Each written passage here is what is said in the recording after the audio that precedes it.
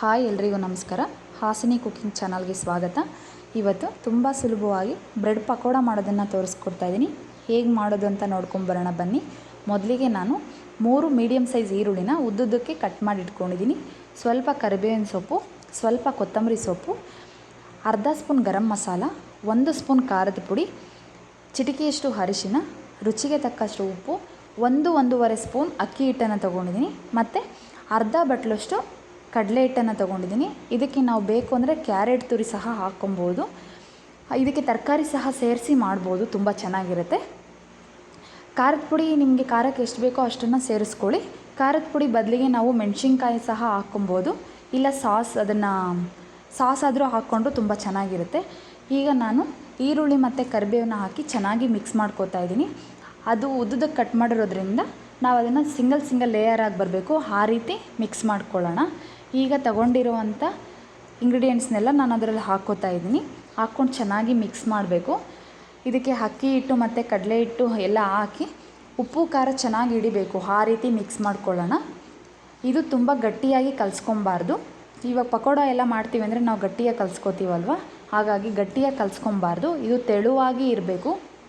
ಯಾಕಂದರೆ ನಾವು ಬ್ರೆಡ್ ಮೇಲೆ ಹಾಕೋದ್ರಿಂದ ಈ ತೆಳುವಾಗಿದ್ರೇ ಚೆಂದ. ಒಳಗಡೆ ದಪ್ಪವಾಗಿ ಹಾಕಿದ್ರೆ ಒಳಗಡೆ ಇರುವಂಥ ಬ್ರೆಡ್ಡು ಬೇಯೋದಿಲ್ಲ, ಅದು ಕ್ರಿಸ್ಪಿಯಾಗಿ ಬರೋದಿಲ್ಲ. ಹಾಗಾಗಿ ಇದು ತೆಳುವಾಗಿ ಕಲಿಸ್ಕೊಂಡು ನಂತರ ಬ್ರೆಡ್ ಮೇಲೆ ನಾವು ಇದನ್ನು ಅಪ್ಲೈ ಮಾಡ್ಕೋತೀವಿ. ನಾನು ತೋರಿಸ್ತಾ ಇದ್ದೀನಲ್ವ, ಆ ರೀತಿ ಕಲಿಸ್ಕೊಳ್ಳಿ. ಇದಕ್ಕಿಂತ ಇನ್ನೂ ಸ್ವಲ್ಪ ತೆಳುವಾಗಿದ್ರೂ ಇನ್ನೂ ಚೆನ್ನಾಗೇ ಇರುತ್ತೆ. ನಾನು ಮಾಡಿದ್ನಲ್ವ, ತುಂಬ ಚೆನ್ನಾಗಿ ಬಂದಿತ್ತು. ನೀವು ಒಮ್ಮೆ ಟ್ರೈ ಮಾಡಿ ನೋಡಿ, ತುಂಬ ಟೇಸ್ಟಿಯಾಗಿರುತ್ತೆ. ನಾನಿಲ್ಲಿ 4 ಬ್ರೆಡ್ ಪೀಸ್ನ ತೊಗೊಂಡಿದ್ದೀನಿ. ಅದನ್ನು ಟ್ರಯಾಂಗಲ್ ಶೇಪಲ್ಲಿ ಕಟ್ ಮಾಡ್ಕೋತಾ ಇದ್ದೀನಿ. ನಾವು ಯಾವ ರೀತಿ ಬೇಕಾದರೂ ಮಾಡ್ಬೋದು. ರೋಲ್ ಶೇಪಲ್ಲಿ ಅದನ್ನು ಕಟ್ ಮಾಡಿ ನೀರಲ್ಲಿ ನೆನೆಸಿ ಇದರಲ್ಲಿ ಎದ್ದಿಬಿಟ್ಟು ಸಹ ನಾವು ಹಾಕ್ಕೊಂಡು ಮಾಡ್ಬೋದು. ಈಗ ನಾನು ಅದಕ್ಕೆ ಬ್ರೆಡ್ ಪೀಸ್ಗೆ ನಾನು ಇದನ್ನು ಮೇಲೆ ಹಾಕ್ಕೋತಾ ಇದ್ದೀನಿ. 2 ಕಡೆನೂ ಅಪ್ಲೈ ಮಾಡಬೇಕು, ಸುತ್ತು ಅಪ್ಲೈ ಮಾಡಬೇಕು. ನಾವು ಇದನ್ನು ತೆಳುವಾಗಿದ್ದರೆ ಚೆನ್ನಾಗಿ ಅಪ್ಲೈ ಆಗುತ್ತೆ, ದಪ್ಪವಾಗಿದ್ದರೆ ಅದು ಸರಿಯಾಗಿ ಕೂರೋದಿಲ್ಲ, ಅದರ ಮೇಲೆ ಕಿತ್ತೋಗ್ತಾ ಇರುತ್ತೆ. ತೆಳುವಾಗಿದ್ದರೆ ಬ್ರೆಡ್ಗೆ ಹಾಗೆ ಅಂಟ್ಕೊಳ್ಳುತ್ತೆ. ಅದು ನಾನು ತೋರಿಸ್ತಾ ಇದ್ದೀನಲ್ವ, ಆ ರೀತಿ ಅದ್ರ ಮೇಲೆ ಹಾಕ್ಕೊಳ್ಳಿ. ಈಗ ನಾನು ಎಣ್ಣೆನ ಕಾಯೋದಕ್ಕಂತ ಇಟ್ಟಿದ್ದೀನಿ. ಅದು ಬಿಸಿಯಾಗಿದೆ. ಈಗ ಅದರಲ್ಲಿ ಹಾಕ್ಕೊಳ್ಳೋಣ. ನೀವೇ ನೋಡಿ, ಚೆನ್ನಾಗಿ ಬರುತ್ತೆ, ಕಿತ್ತೋಗೋದಿಲ್ಲ, ತುಂಬ ಚೆನ್ನಾಗಿತ್ತು. ಟೇಸ್ಟ್ ಮಾತ್ರ ತುಂಬ ಚೆನ್ನಾಗಿ ಬಂದಿತ್ತು. ನೀವು ಒಂದ್ಸಲ ಟ್ರೈ ಮಾಡಿ ಅಂತ ಹೇಳ್ತೀನಿ. ಸಂಜೆ ಟೈಮಲ್ಲಿ ಮಕ್ಳಿಗೆ ಮಾಡಿಕೊಡೋದ್ರಿಂದ ತುಂಬ ಇಷ್ಟಪಟ್ಟು ತಿಂತಾರೆ. ಒಮ್ಮೆ ಟ್ರೈ ಮಾಡಿ ನೋಡಿ. ಇನ್ನೂ ಯಾರಾದರೂ ನಮ್ಮ ಚಾನಲ್ನ ವಿಸಿಟ್ ಮಾಡಿಲ್ಲ ಅಂದರೆ ಪ್ಲೀಸ್ ವಿಸಿಟ್ ಮಾಡಿ, ವೀಡಿಯೋಸ್ನ ನೋಡಿ.